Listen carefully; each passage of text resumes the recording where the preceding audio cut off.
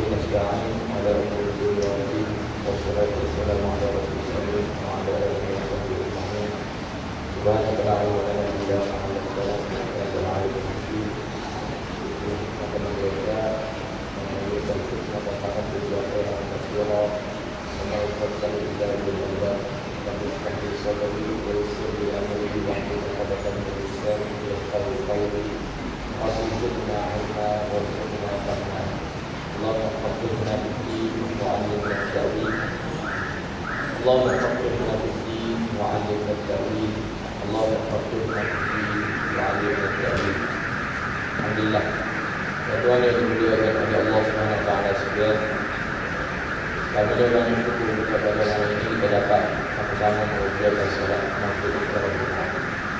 Kemudian pada minggu yang lepas kita dah lihat berkenaan dengan sembahyang sunat, dan kita dah lihat pembahagian sembahyang sunat berbahagi kepada dua, yaitu sembahyang sunat secara individu dan sembahyang sunat yang disunatkan secara berjemaah. Kita dah habis berkenaan dengan sembahyang sunat yang disunatkan secara individu atau secara berseorangan, termasuk berkenaan dengan sembahyang sunat yang dilakukan secara berjemaah ataupun disunatkan dilakukan secara berjemaah, yaitu sunat 2 hari raya, solat sunat 2 hari raya, solat sunat tarawih, solat sunat gerhana matahari atau bulan disebut khusuf, dan sembahyang ataupun solat sunat minta hujan disebut solat sunat istisqa. Jadi kita lihat malam ini yang pertama, yaitu sembahyang atau solat 2 hari raya. Hari raya ni bahasa Arab ni kita disebut hari raya Idul Fitri. 2 kali kita sebut hari raya. Hari raya Idul Fitri. Itu hari raya kan? Fitri sepatutnya hari raya Fitri itulah. Hari raya Fitri. Hari raya Kurban Idul Adha. Bukan hari raya Idul Adha. Kalau Idul Adha itu dah sebut hari raya.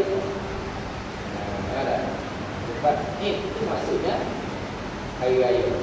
Kalau kita tak faham bahasa Arab, kita sebut dulu malam Lailatul Qadar. Lailatul malam lah. Jadi kita sebut malam Al-Qadar. Malam Al-Qadar ataupun Lailatul Qadar. Tak perlu sebut malam tu lah. Cuma bila kita digunakan secara umum, orang faham berkenaan dengan hari raya itu bila sebut itu, maka kita punya tapi penggunaan itu pada itulah. Dan apa yang dimaksudkan dengan Eid bermakna kembali. Ini makna asal daripada yang kita sebut hari raya tu. Eid ni makna dia kembali.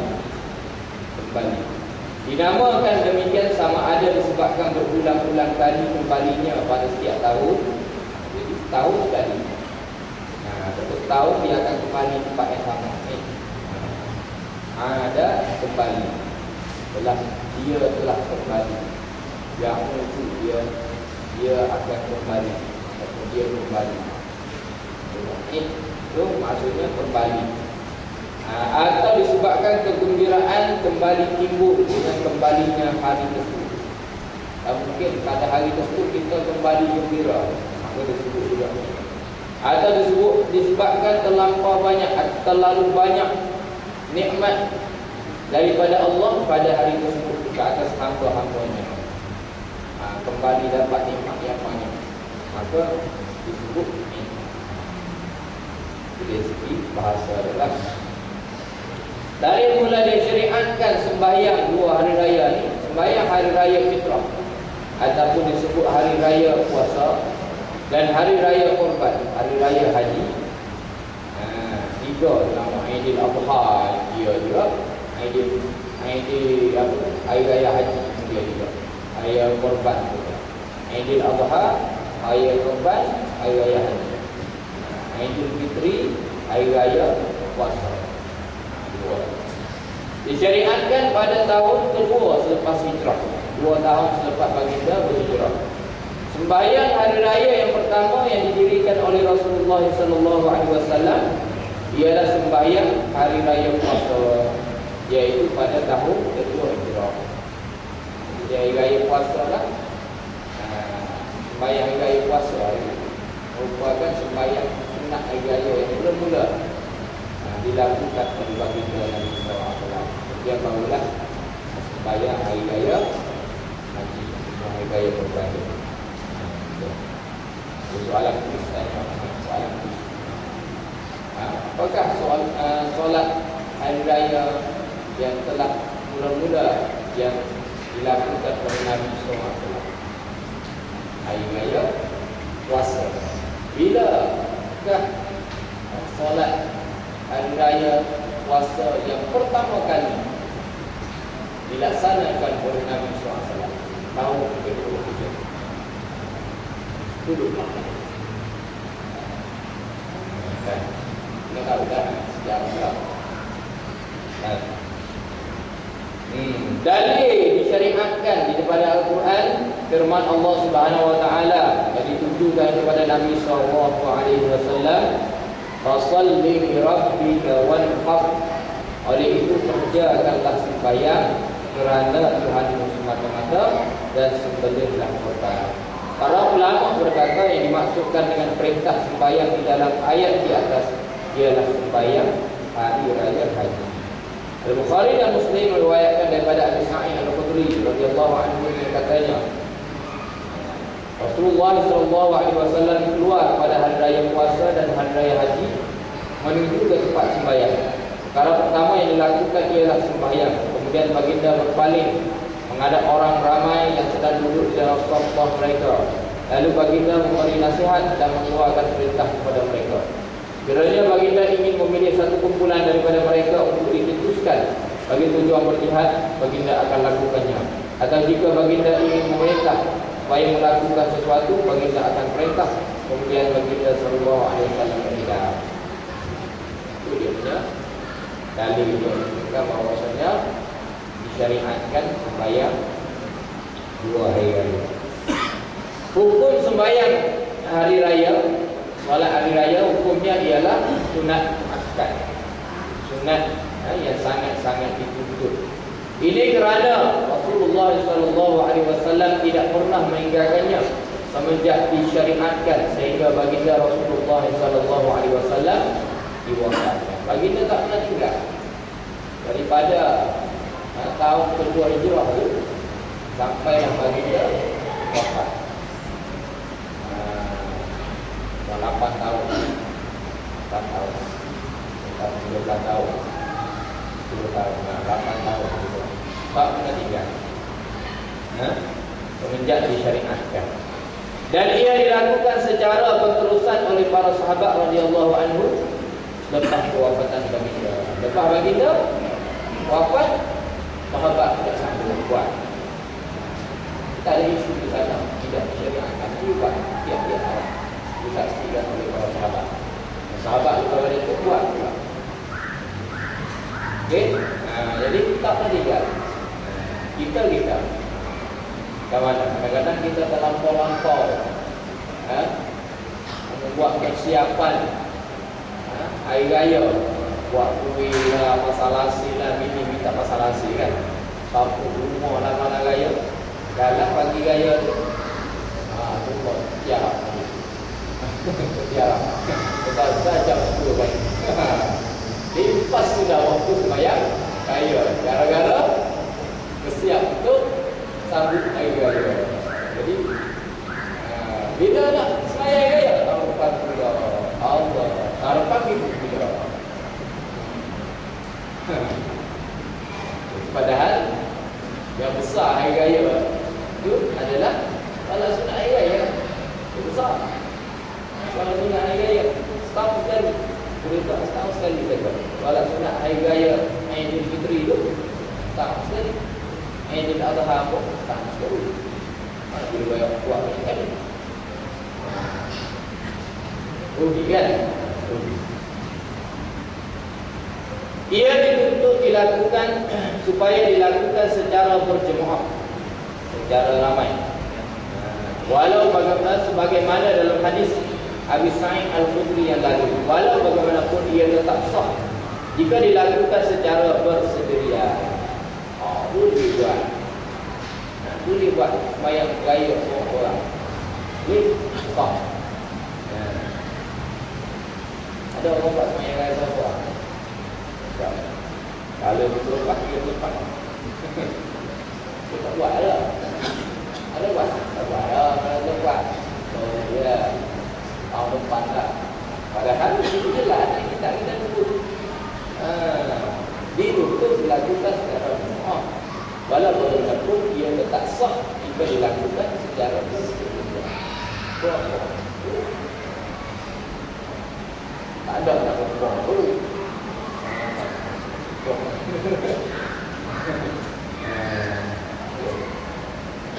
Tuntutan supaya melakukannya merangkumi semua mukallaf sama ada lelaki atau perempuan. Semua lelaki atau perempuan. Orang yang bermukim atau yang musafir. Orang yang merdeka atau hamba. Melainkan perempuan yang berperhiasan atau yang boleh menimbulkan fitnah, maka dia hendaklah bersembahyang di rumah. Kalau yang duduk solat-solat di samping sangat, tak boleh datang sembahyang masjid. Haram dia datang sembahyang masjid. Haram pula, nak sembahyang sunat, tapi haram dia datang masjid. Kenapa?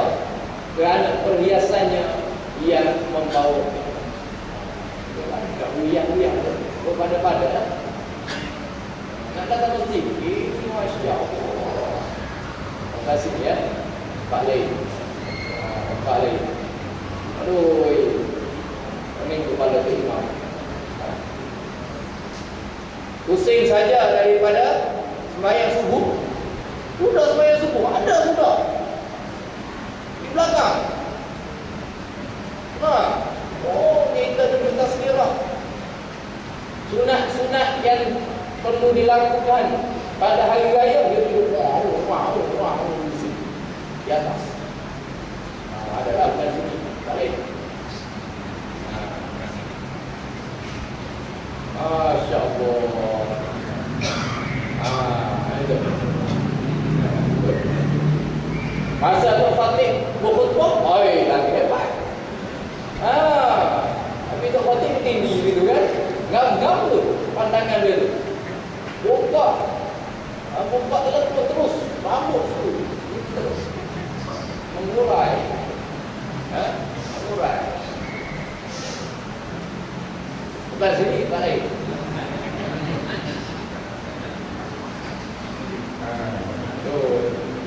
Imam tu, nak baca khutbah hilang tu. Hilang. Tak tahu sebut apa. Hilang khutbah tu. Supaya letak lah. Tak ada tag tu hilang terus. Allah. Itulah. Jadi membawa fitnah, haram dia datang masjid. Terus sembahyang di rumah. Dalil yang menunjukkan bahawa sembahyang kedua-dua hari raya ini tidak diwajibkan ialah jawapan Rasulullah SAW kepada seorang sahabat yang bertanya tentang sembahyang yang difardukan. Lalu Rasulullah SAW bersabda, 5 waktu sembahyang sehari semalam. Kemudian sahabat bertanya, adakah diwajibkan ke atas selain itu? Maka Rasulullah SAW menjawab, tidak, melainkan kamu melakukan yang sunnah. Ini menunjukkan bahawasanya semua Yang selain daripada 5 itu adalah sunnah. Menurut riwayat Abu Dawud, khamsu salawatin katabahunna Allah 'ala al-'ibad faman jaa'a bihin lam yudayyi' minhunna syai'an istighfafan bihaqqihin kana lahu 'inda Allah 'ahdun an yudkhilahu al-jannah wa man lam ya'ti bihin falaysa lahu 'inda Allah 'ahdun in syaa'a 'adzabahu wa in syaa'a adkhalahu al-jannah. Rawahu Abu Dawud. 5 waktu sembahyang yang diwajibkan. 5 waktu sembahyang yang diwajibkan oleh Allah ke atas hamba-hambanya. Sesiapa yang melakukannya dengan tidak mencuaikan sedikit pun daripadanya, tidak meninggalkan satu pun, dan sembahyang dengan sempurna, dan tidak memandang ringan akan kewajibannya, maka baginya perjanjian, yakni janji di sisi Allah, bahawa dia pasti akan dimasukkan ke dalam surga. Siapa yang buat sembahyang 5 waktu ni dengan sempurna, Allah janji nak masukkan dia ke dalam surga. Dan sesiapa yang tidak menunaikannya, menunaikan sembahyang 5 waktu tu, maka tidak ada baginya di sisi Allah sebarang perjanjian. Sekiranya Allah menghendaki, Allah akan mengazabnya, dan jika Allah menghendaki, Allah akan memasukkannya ke dalam. Tapi kalau orang tak sembahyang, itu suka Allah. Allah tak janji. Orang yang sembahyang, Allah janji nak masuk syurga, masukkan ke dalam syurga. Tapi orang yang tak sembahyang, Allah tak janji. Ikut suka Allah. Kalau Allah nak azab, dia azab. Kalau Allah nak ampunkan dosanya, masukkan ke dalam syurga, Allah berikan. Jadi kita ni nak tunjuk janji Allah lah. Gitu. Al-Bukhari dan Muslim meriwayatkan daripada Ummu Atiyah Al-Ansariyah radhiyallahu anha bahawa dia menceritakan, kami diperintahkan supaya keluar pada hari raya, sehingga kami disuruh membawa bersama-sama anak-anak dara dan perempuan-perempuan yang haid, lalu mengambil tempat di belakang orang ramai, yakni bukan tempat sembahyang.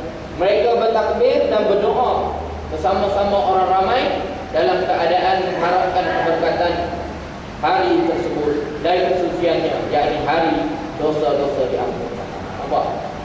Malah perempuan haid pun disarankan supaya bersama-sama berada di tempat perhimpunan untuk mengerjakan solat sunat hari raya. Walaupun mereka tak solat, tetapi mereka sama-sama bertakbir. Takbir hari raya. Jadi di sinilah kita lihat keistimewaan kalau kita mengerjakan solat 2 hari raya ini di tempat selain daripada di padang, untuk bandar-bandar aja. Jadi orang yang haid boleh datang sama. Yang haid boleh datang sama. Dulu belakang sekali, belakang depan orang lelaki, orang belakang itu orang perempuan yang sembahyang, yang boleh sembahyang, yang suci. Yang belakang mereka sekali lagi adalah perempuan-perempuan yang didatangi dalam keadaan berada tidak. Siapa pasal mereka boleh bertakbir, tasbih, takbir boleh, tak salah.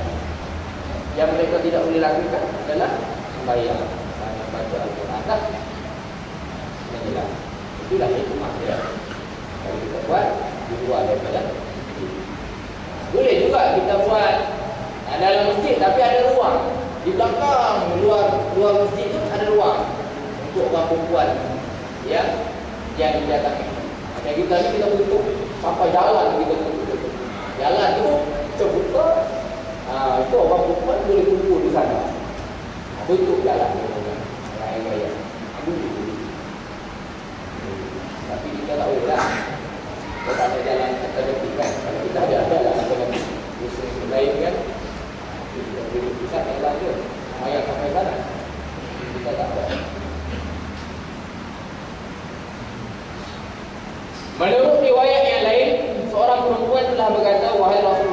salah seorang daripada kami tidak mempunyai jilbab.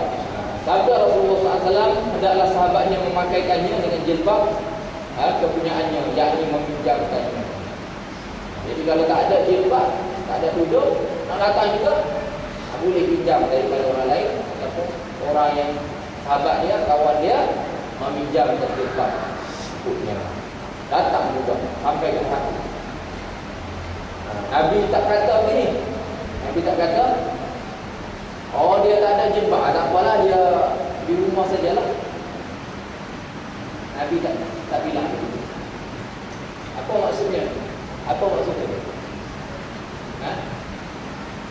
Maksudnya sangat-sangat begitu. Menurut satu riwayat, perempuan yang haid tersebut diasingkan daripada tempat sembahyang yang disediakan untuk golongan perempuan. Itulah di tempat perempuan satu, biar belakang lagi tu tempat yang untuk orang yang didatangi. Maksud jilbab ialah kain yang menutup seluruh badan daripada atas hingga ke paling bawah. Ini datang juga kan? Sampai ke tahap itu. Pada hari tersebut tidak disunatkan azan dan iqamah. Tidak disunatkan azan. Oh ya azan lah. Dia azan. Allahu Akbar, Allahu Akbar. Ada pun iqamah. Allahu Akbar, Allahu Akbar. La ilaha illallah. Sembahyang sunat hari raya ada. Tetapi disuruh dengan as-salatu jami'ah. As-salatu jami'ah. Ini khusus kepada sembahyang yang tidak ada iqamah dan azan. Kalau sembahyang yang sudah ada iqamah dan azan, sorry, tak disebut sudah. As-salatu jami'ah. Kita ni terbalik puang. Terbalik puang. Solat yang sudah azan dan iqamah, sebut lagi as-salatu jami'ah. Solat jami'ah apa dah? Azan dan iqamah cukup kan? Tak boleh lagi kita pisahkan antara sembahyang dengan iqamah. Yang sudah ada iqamah cukup kan? Jadi tak boleh lagi as-salatu jami'ah. Okey, itulah sembahyang yang menghimpunkan, sembahyang yang menghimpunkan imam ataupun bilal. As-salatu jami'ah, as-salatu jami'ah, as-salatu jami'ah, rahimakumullah. Imam ataupun bilal. Wah, dia akan sembahyang tu. Al-Bukhari dan Muslim meriwayatkan daripada Ibnu Abbas radhiyallahu anhu, dia telah memutuskan utusan kepada Ibnu Zubair. Di awal-awal beliau dibaiatkan dengan menyatakan sesungguhnya pada hari raya puasa tidak ada azan untuk didirikan sembahyang, tetapi yang disuruh ialah berkhutbah selepas sembahyang. Ada berkhutbah selepas sembahyang. Menurut riwayat Al-Bukhari dan Muslim daripada Ibnu Abbas radhiyallahu anhu, Jabir bin Abdullah radhiyallahu anhu, bahawa kedua-duanya berkata tidak pernah diazankan pada hari raya puasa dan hari raya. Jadi jangan dibuat pembaharuan pula. Jadi azan pula.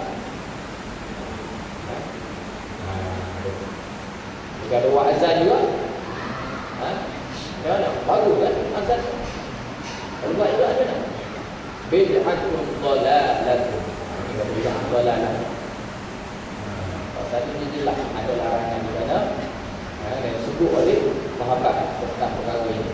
Tidak pernah diazankan pada hari raya puasa dan hari raya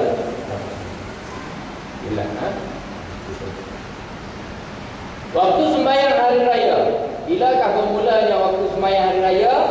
Waktunya bermula dengan terbitnya matahari hingga gelincirnya matahari. Ini berdasarkan hadis riwayat Al-Bukhari daripada Al-Barra radhiyallahu anhu bahawa dia berkata, aku telah mendengar Rasulullah SAW berkhutbah dengan sabdanya, sesungguhnya perkara pertama yang kita mulakan pada hari kita ini ialah mendirikan sembahyang. Perkara pertama yang berlaku pada setiap hari ialah terbit fajar.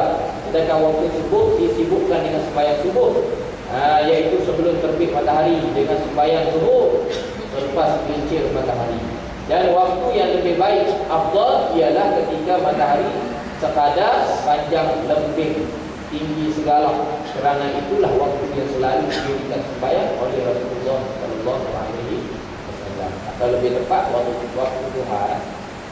Waktu duha, buang setengah jam. Setengah jam selepas naik atas. Inilah sebenarnya. Kita ni kadang-kadang ikut menanjung. Menanjung tu memanglah enggak setengah jam. 8 jam 8 bayar. Kita pun ikut jam 8. Kita bukan lagi segala. Kita ikut 10 galak. Naik sampai begitu juga. Juga. Itu sebenarnya. Itu sebenarnya kita sama waktu awal kan. Kacau lah kalau ikut waktu menanjung. Semua kata tak ikut waktu sengaja, terutama waktu buka puasa.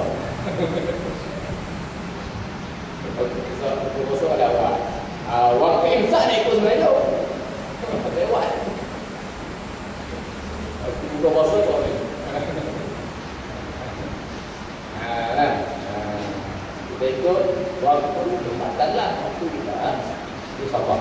Waktu sabar setengah jam lepas naik kali. Tak ada suruh jam 6.23. Pasti lebih kurang jam 7 pagi. Jam 7 pagi. Lebih kurang jam 7 pagi lah. Bayang hari raya. Kita sembahyang hari raya 8. Hari kadang-kadang 8.30. Hari raya haji apa yang kacau. Haji lah. Orang duduk sembahyang zuhur lah. Kita duduk lapar hari. Macam mana? Lewat sembahyang raya. Tu khatib pula panjang menjaga. Tapi baca khutbah kan? Baca kan? Baca tu. Khutbah macam-macam. Jadi kita kena ubah. Kena ubah. Kalau ada orang jahil ni bawa di atas. Siapa-siapa orang jahil bawa di atas.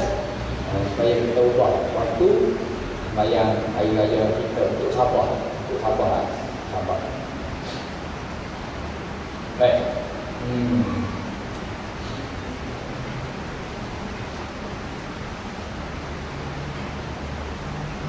Kerana apa? Kerana itulah waktu yang selalu didirikan. Kita nak ambil waktu apa? Boleh juga ikut waktu senanjung tu. Tapi itu tidak apa lah. Tidak apa.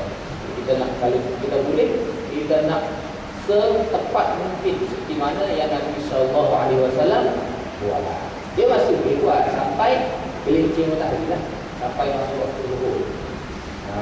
Sampai masuk waktu zuhur. Jadi sebelum zuhur masih boleh. Panjang masa dia. Tapi kita nak, kalau boleh kita nak buat setepat yang mungkin. Sebagaimana Nabi sallallahu alaihi wasallam buat. Itulah ada. Baik, cara sembahyang hari raya mempunyai 2 rakaat. Cara dia sembahyang hari raya mempunyai 2 rakaat. Ia dimulakan dengan takbiratul ihram, kemudian membaca doa iftitah, kemudian bertakbir sebanyak 7 kali dalam keadaan mengangkat 2 tangan hingga bertentangan dengan 2 bahu. Seperti mana takbiratul ihram. Kedua-dua takbir tadi dipisahkan antara satu sama lain sekadar satu ayat yang sederhana dan disunatkan membaca tasbih subhanallah walhamdulillah wa la ilaha illallah wallahu akbar. Maha suci Allah, segala pujian baginya, tidak ada Tuhan yakni ilah selain Allah, dan Allah Maha Besar. Kemudian baca isti'azah dan membaca Fatihah serta dibaca bersama-samanya satu surah atau beberapa surah. Apabila berdiri untuk rakaat yang kedua, hendaklah bertakbir sebanyak 5 kali. Tidak termasuk takbir yang dilafazkan ketika bangun sebelum memulakan bacaan. Takbir intibah lah, takbir perpindahan daripada sujud naik pergi. Itu tak masuk. Jadi Allahu Akbar itu tak masuk. Baru takbir 5 kali untuk rakaat yang kedua. Okay. Dan dipisahkan dengan membaca subhanallah walhamdulillah wa la ilaha illallah wallahu akbar. Kesemua takbir-takbir tambahan ini adalah sunat. Jika terlupa melakukannya dan terus membaca Fatihah, maka takbir tadi expired. Tahu expired? Luput. Tidak perlu diulang semula dan sembahyang tadi, sembahyangnya tetap sah. Jadi ada yang berlaku begitu. Kepada saya pun pernah berlaku. Kepada mufti pun pernah berlaku, mufti Kelantan. Jadi sebelum sembahyang dia siap bagi tahu lah. Saya pun sama juga. Siap bagi tahu orang lagi. Ini berlaku di Kelantan. Di Kelantan masih besar lagi. Haji Muhammad ini. Dia mesti di belakang dia mas.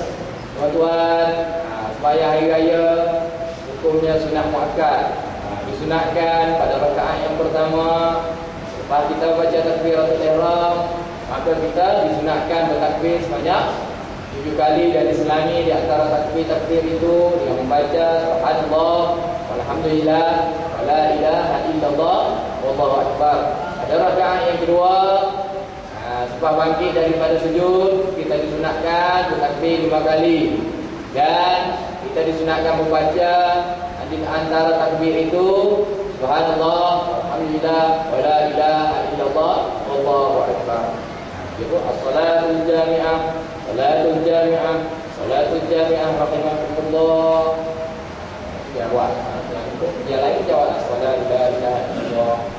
Dia mesti Allahu akbar. Baca doa iftitah. Sudah baca doa iftitah tu?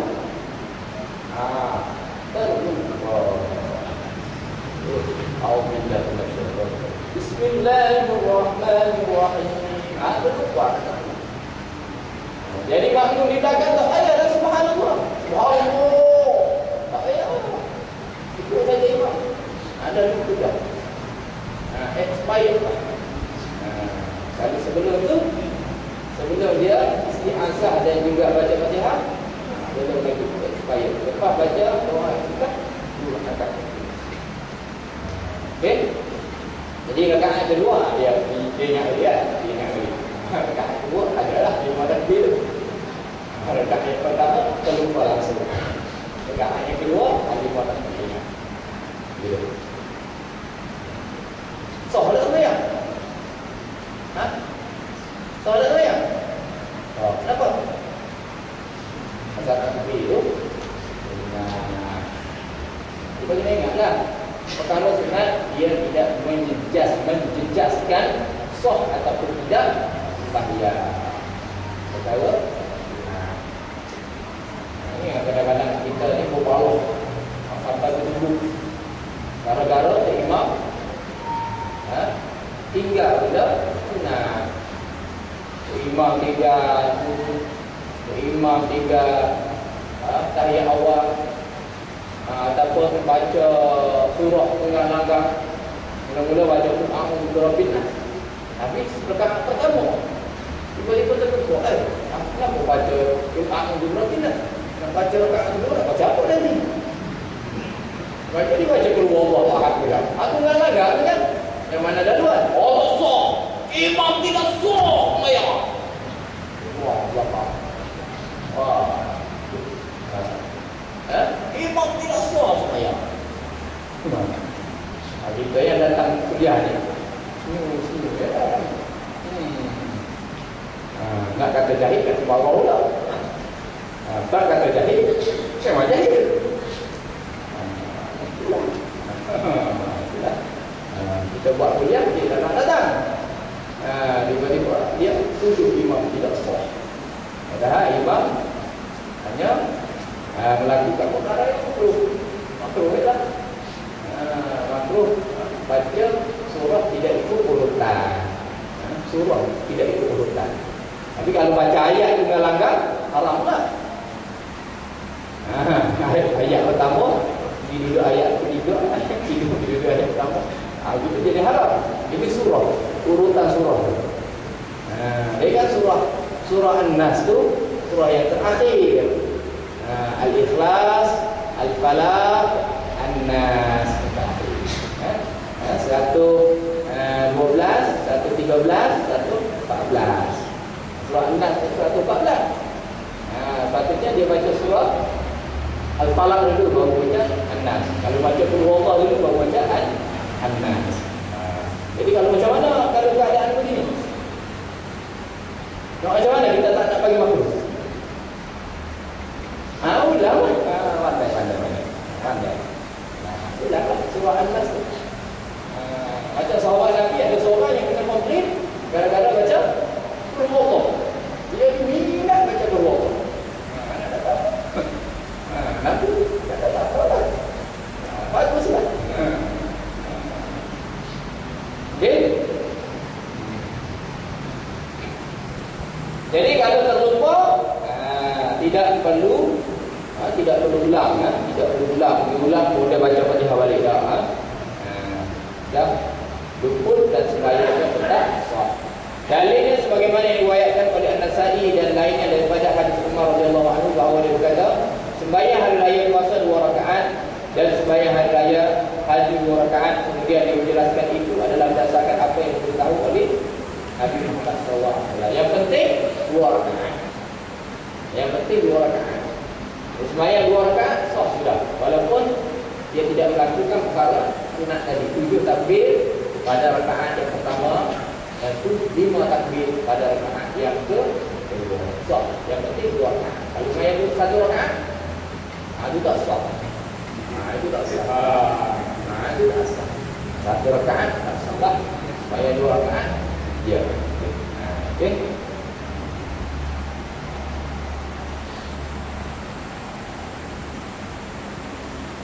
Oleh itu, perkara tersebut telah menjadi ijma'. Perkara yang telah menjadi ijma', sepakat. Ijma' ni sepakat. Pada ulama. Amr bin Auf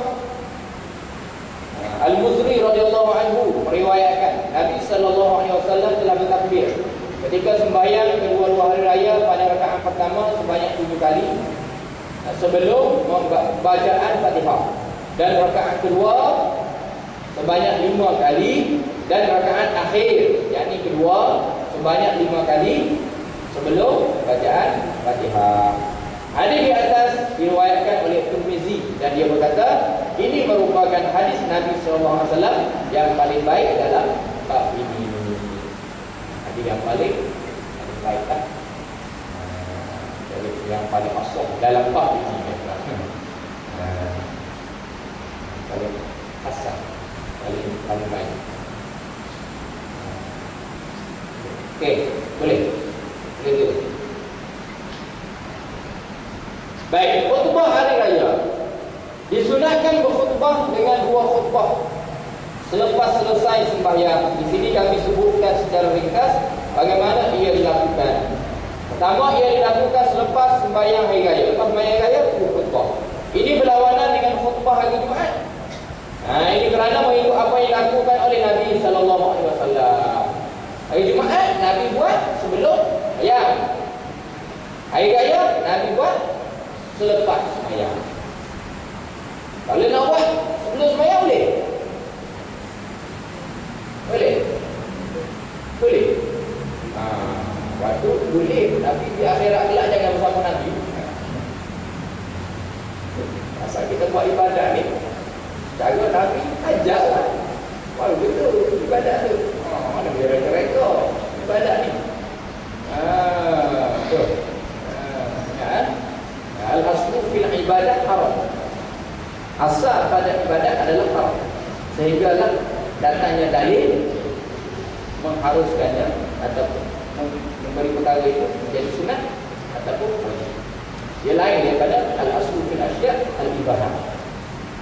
Asal setiap perkara itu adalah harus. Sekiranya sehinggalah datang dalil mengharamkannya ataupun melarang kita melakukan perbuatan. Ibadat dia boleh. Jaga-jaga. Itu kaedah.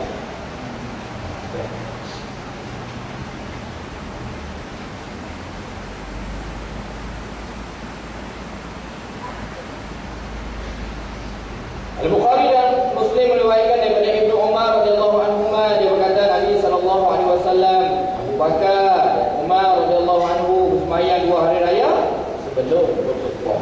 Nabi sembahyang dulu baru berkhutbah. Abu Bakar sembahyang dulu baru khutbah. Sama Abu Bakar.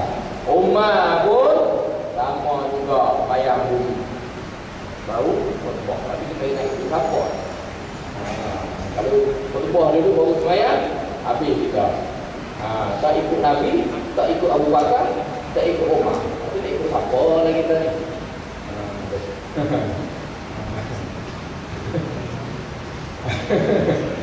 Al-Bukhari meriwayatkan daripada Ibnu Abbas radhiyallahu anhu, dia berkata, aku telah keluar sama-sama Nabi sallallahu alaihi wasallam pada hari raya puasa dan haji. Lalu baginda bersembahyang kemudian berkhutbah. Kiranya khutbah didahulukan daripada sembahyang, maka ia tidak diambil kira. Kalau buat juga ada mana? Macam tadi. Tak kira, tak aci. Jadi kena, kalau tak aci macam mana jadi? Kena khutbah sekali kan? Khutbah sekali. Yang kedua, semua dua rukun khutbah Jumaat dan sunat-sunatnya sebagaimana yang telah disebut sebelum ini juga adalah rukun dan sunat khutbah hari raya. Jadi perkara rukun dalam khutbah Jumaat itu adalah juga rukun pada khutbah hari raya. Asy-Syafi'i meriwayatkan daripada Ubaidillah bin Abdullah bin Utsbah bin Mas'ud radhiyallahu anhu, dia berkata, menurut sunnah imam hendaklah berkhutbah pada kedua-dua hari raya dengan dua khutbah dan kedua-duanya dipisahkan dengan duduk. Duduk dan bangkit balik untuk khutbah yang kedua. Yang ketiga, khutbah yang pertama disunatkan dimulakan dengan 9 takbir dan khutbah yang kedua disunatkan dengan 7 takbir. Al-Baihaqi meriwayatkan daripada Ubaidillah bin Abdullah bin Utsbah bin Mas'ud radhiyallahu anhu, dia berkata, menurut sunnah khutbah dibuka dengan 9 takbir berturut-turut dan khutbah kedua dengan 7 takbir berturut-turut. Jadi macam mana? Biasa khutbah yang pertama, khutbah Jumaat itu Assalamualaikum warahmatullahi wabarakatuh. Kemudian bila azan yang kedua kan. Kalau khutbah Jumaat, khutbah hari raya itu naik saja Allahu Akbar, Allahu Akbar, Allahu Akbar, Allahu Akbar, Allahu Akbar, Allahu Akbar. Sangat ini Allah tak tidur. Allahu Akbar, Allahu Akbar. Itu untuk khatib boleh tidur. Sebelum makmum tidur, untuk khatib tidur. Khutbah ni semangat. 9 kali pada khutbah pertama, 7 kali pada khutbah yang kedua. Sunat juga. Tempat sembahyang hari raya pula. Tempat sembahyang hari raya boleh didirikan di masjid atau di padang. Padang yang luas. Tempat yang paling afdal ialah tempat yang paling banyak dan mampu memuaskan semua orang bersembahyang. Agak-agak di mana? Kompleks Sukan. Majlis daerah. Ini kau lah. Bila kita boleh buat situ sekali. Depan. Kita pakai semua. Majlis takwa sekali. Semua datang puasa masjid ke kau. Kita buat permohonan. Konsep boleh buat situ. Tak sembahyang raya itu kan. Wah, tak situ sekali. Boleh tak? Boleh kalau berpakat boleh. Berpakat semua boleh. Jika keduanya sama sah, boleh berbuat demikian, maka masjid adalah lebih afdal. Tapi kalau besar tu boleh muat semua, masjid tu besar, semua boleh muat, tak ada orang yang pergi di luar masjid, maka masjid lebih afdal lah. Macam di kampung-kampung kecil kan, masjid tu masih lagi kosong lagi kan, agak dah buat ibadah. Tapi kalau masjid kita ni apa yang luar tu, jalan kita buat lagi sampai ada yang tak boleh nak sembahyang.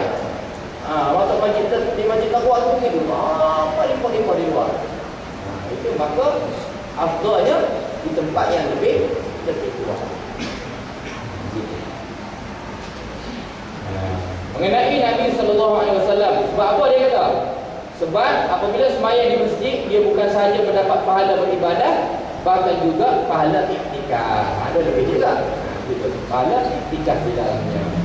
Mengenai Nabi SAW sembahyang di padang pasir adalah ia disebabkan sempitnya masjid untuk menampung orang ramai ketika itu.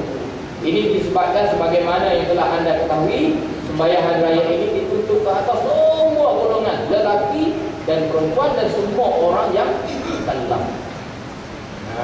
Jadi pasal sekali sembahyang Jumaat, siapa saja yang dituntut? Orang lelaki yang mukallaf, yang merdeka, yang bermukim. Ada pun sembahyang hari raya itu semua. Orang musafir, orang yang asal dia mukallaf saja, semua ditutup. Musafirnya, merdekanya, hambanya, perempuannya, semua. Itu yang tak buat. Yalah kalau di sini saja, contohnya kan, dia sembahyang sini. Ni yang ada mini semua. Itu belum, yang ada satu seorang mini. Kalau ada 4 seorang, muat tak okey ni. Ni yang sekarang ni datang, tak muat dah. Belum lagi yang ada anak. Anak berapa? 10. Satu orang 10. Satu 18. Mana muat? Dah. Jadi tak muat dah. Kenapa muat? Berarti ramai yang tak datang. Itu berlaku. Kenapa muat? Masih muat dah kita Ustaz. Bukan masih muat, ramai yang tak datang. Itu pasal tempat. Kalau semua datang, confirm tak muat. Istilah dia ni, tempat tu kalau boleh menampung semua orang yang di sana sembahyang. Okey. Jadi kalau apabila masjid itu luas, boleh menampung semua orang yang sembahyang dalam keadaan selesa dan tenang, tidak bersesak-sesak, maka ketika itu tidak ada lagi makna pada kelebihan sembahyang di padang ataupun kawasan luas. Tapi kalau masih luas, tidak selesa sembahyang di situ, tak perlulah kita pergi komplek ataupun padang bandaran atau sebagainya. Kita sambung pada depan, tetapi pada hari raya lepas hari juga. Ya. Anggur dengan tiga kafaran dan salat. Tuhan yang berdoa kita sudah dan